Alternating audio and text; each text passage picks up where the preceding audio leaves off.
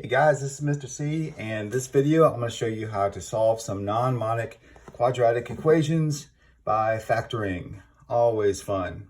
All right, so let's take a look at our first example. It is 6x squared plus 5x minus 4 equals 0. All right, we are going to factor this using the slip and slide method because that's my favorite method. And so in doing that, our first step is to take this 6 and move it back, slip it back with the 4. And we get x squared plus 5x minus 6 times 4 is 24. I do not write equals 0 because this is not the same thing as it was when I started. So I'm going to leave off the equals 0 until I get this factored. All right, what two numbers multiply to give 24 and the difference is 5? I'm thinking 8 and 3 would probably work. So space x 8 and leave room there, x, what did I say, 3? Yep, 3. Okay, so we have different signs difference. Plus goes in front of the bigger number, plus there, and a minus there. And I'm going to slide now the 6 back in here and back in here. All right. All right, let's take a look at our factors. I can divide these by 2.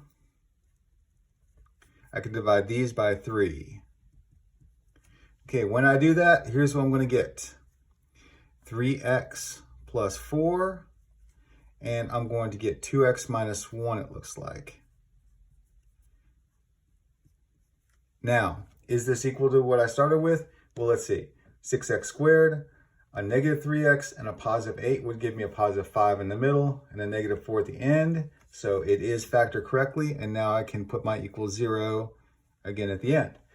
All right, zero factor property or zero product property says that if this is equal to 0, then either of these have to be equal to 0. So we have to find values of x that make these equal to 0.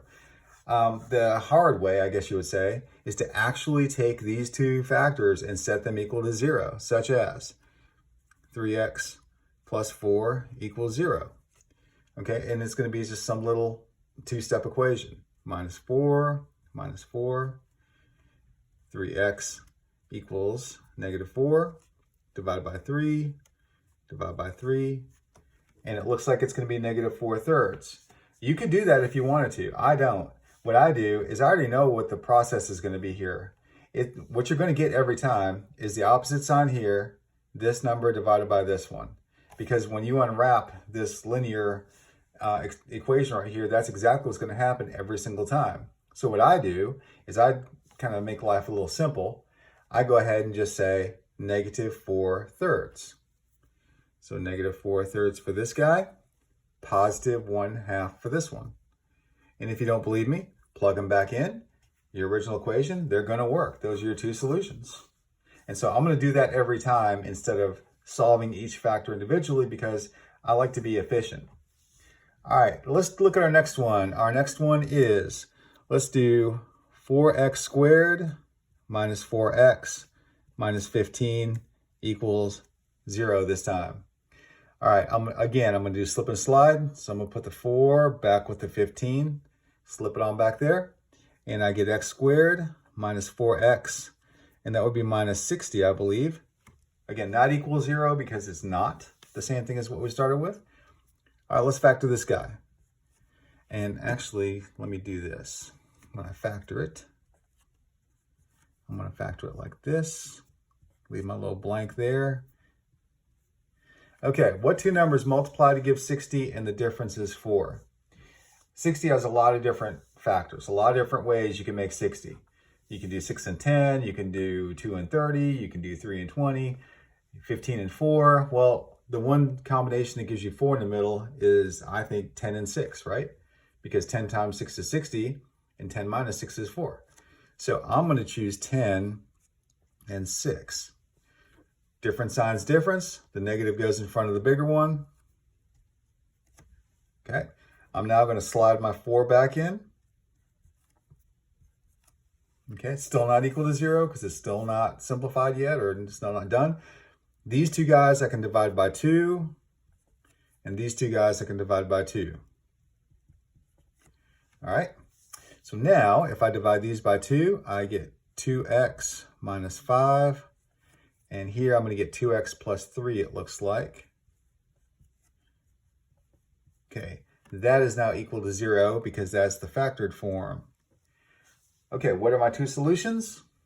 Simple. Positive 5 halves, negative 3 halves.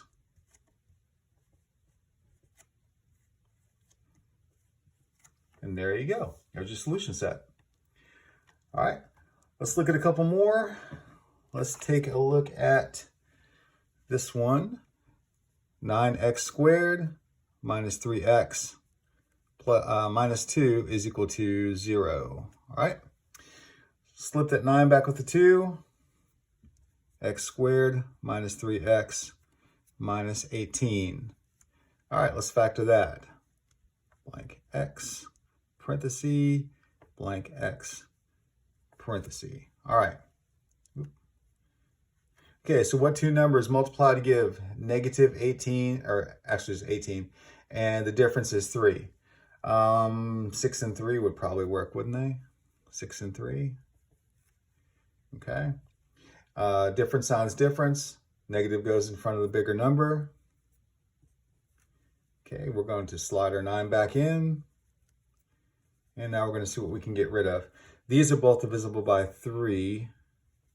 These are both divisible by 3.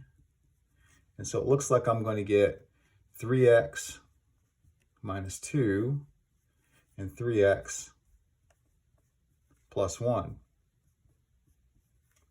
Okay, and that's now equal to 0 because this is the same thing as that. It's just factored.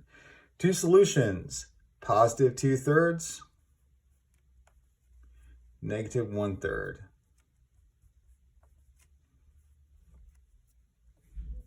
Okay, and those are our two solutions for that. Next example, let's do 8x squared plus 34x plus 21 is equal to 0. All right, we're going to, again, slip that 8 back with the 21, and we're going to get, let's see, x squared plus 34x. And then 8 times 21, let's see what that is. 21 times 8 equals 168. That does not look very promising. Well, I don't say promising, I mean easy. 168, well, it came from an 8 and 21. So I know 168 has 3 2s in it from the 8, and it's got a 7 and a 3 in it from the 21. So 3 2s, a 7, and a 3. How can I divide or partition those factors up into two numbers that multiply to give that, and then the sum is 34? Well, this one may take you a while. However, 28 and 6 are going to work nicely. 28 and 6, if you add those two numbers together, you get 34, and if you multiply them, you get 168.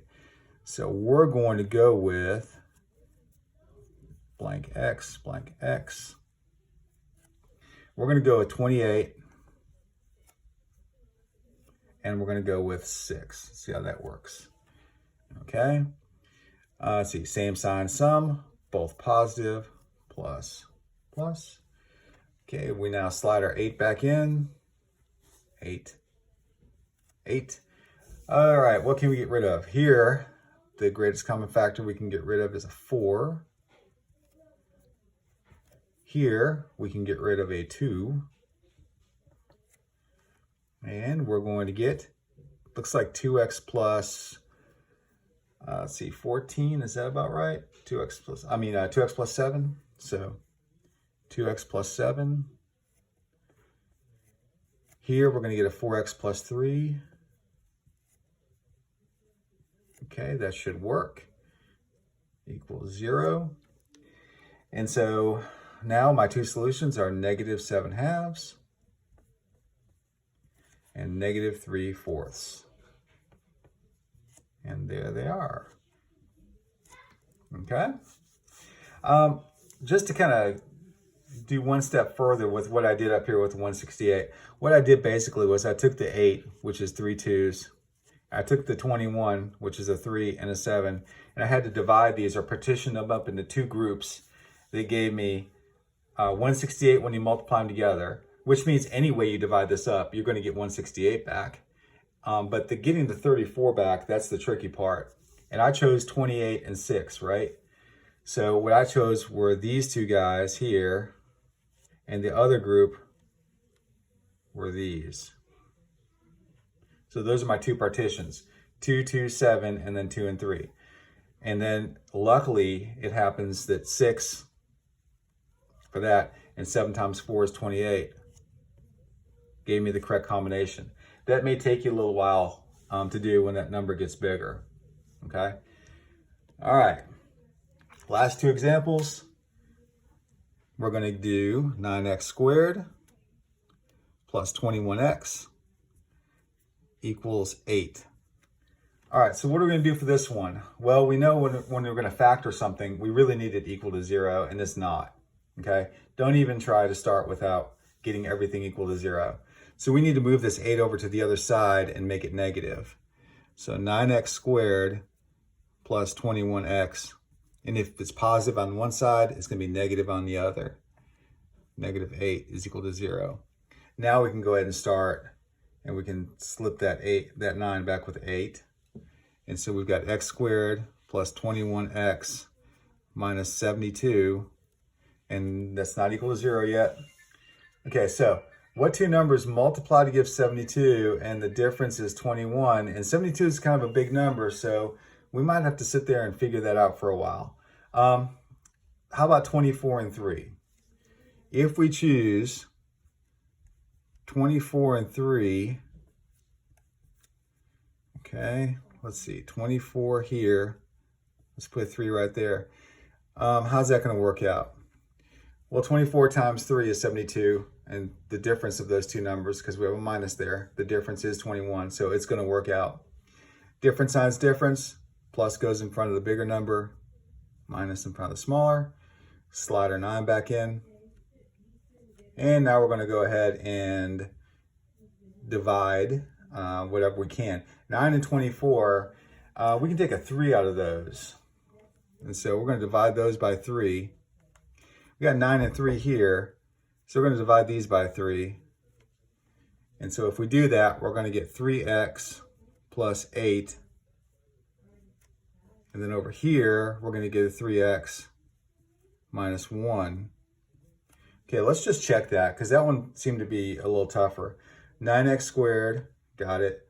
A minus 3 and a positive 24 is a positive 21, got it. Negative 8 at the end, got it. Okay, so now we can officially set that equal to 0. Two solutions, negative 8/3, negative 8/3, and positive 1/3. Positive 1/3. And there's my curly brackets, and there's my solution set. All right, our final example looks like this. We're going to do 4x squared minus 9 equals 0. So we look at this, and we could do the slip and slide method, but if it's a difference of squares, we just use that. We exploit that fact by making it easy to factor.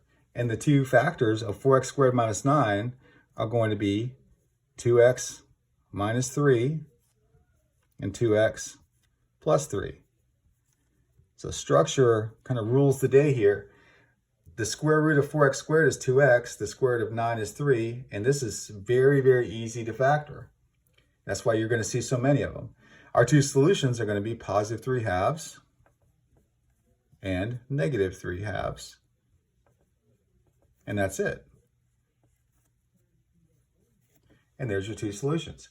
All right, guys, so this was factoring non-monic quadratic equations by factoring and solving those. So remember to like and share, and we will see you guys later. Bye.